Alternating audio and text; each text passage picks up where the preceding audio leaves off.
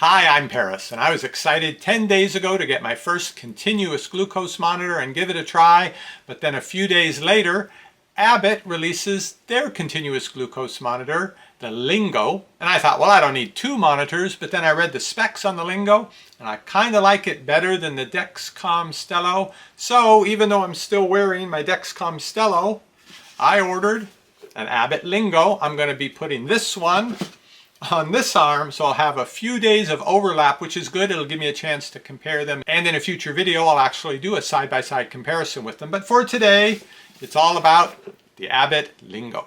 Well, almost all about it. Just take a look at this box, right? Fancy, like unpacking an iPhone kind of box experience as compared to the Dexcom Stello, which is functional but pretty plain.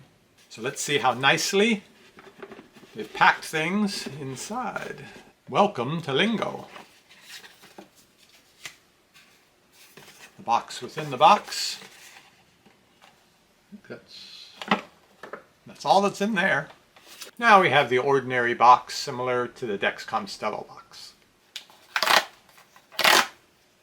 That's a little bit fancy. In here, got the paper version of things. Things that are on the app already, probably. I've got, it's a pod to make some coffee, perhaps, while I'm installing this. This has got to be where the actual sensor is, I think. And then this is going to be the applicator, or a very small coffee maker. I think you can see most of this information on the app, but they want you to have a paper version in your hand with all the warnings and cautions. But they do give you this, in case you like your instructions old school. And it's not like you can use this without the app. You have to have the phone because there's a Bluetooth transmitter in this, I think, in the device that's going to talk to your phone. Now, it was almost an issue for me because at the moment, this is September 10th, there's no Android support. They don't have an app for my Pixel phone. So I had to ask to borrow my daughter's iPhone. You need I think a relatively new iPhone 11 or 12 or newer. And that's a big ask, both to borrow the phone to do the video here and to have my blood sugar information streaming and notifications popping up, but my daughter kindly agreed. So I'm hoping they'll get their act together and get an Android app out there in the next few weeks so I can get that going on my phone. Following the instructions in the app, I washed and shaved the area here where I intend to apply it. Now I'm using the alcohol wipe. Okay, I'm aiming to put it in about the same location. I've got this one. Next up, peel the lid off your coffee pod here. They call it a biosensor pack because they don't call it a continuous glucose monitor. FDA reserves that for the device that's suitable for diabetics to use. Has some additional features like low glucose alarms that this setup doesn't have. Here's what we're looking at inside, not much to see. Next, unscrew the cap, this part from the biosensor applicator. Or is this the cap? Oh, this is the cap, okay.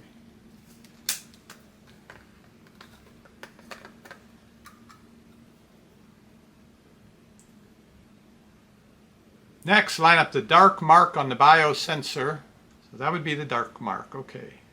With that little gray. I think this is what they mean. Let me show you. You can see the gray line here and the gray dot here. That's what they're talking about. I'm pretty sure. That's how I'm lining it up.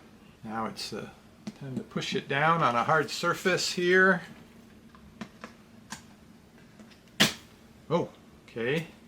Well, it plunged all the way in. Lift biosensor applicator out of biosensor pack.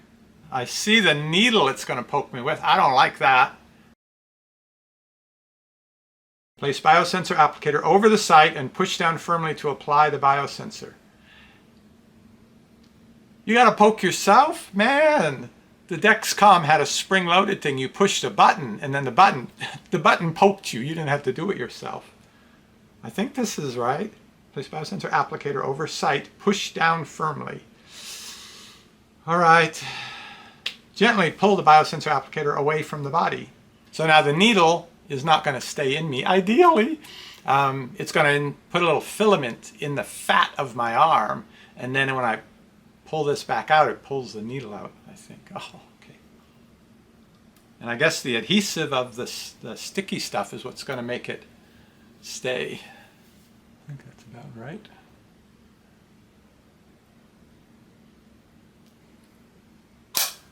Ah, there was a spring. Okay. Pulling it back. Ooh, I could feel the needle pulling out.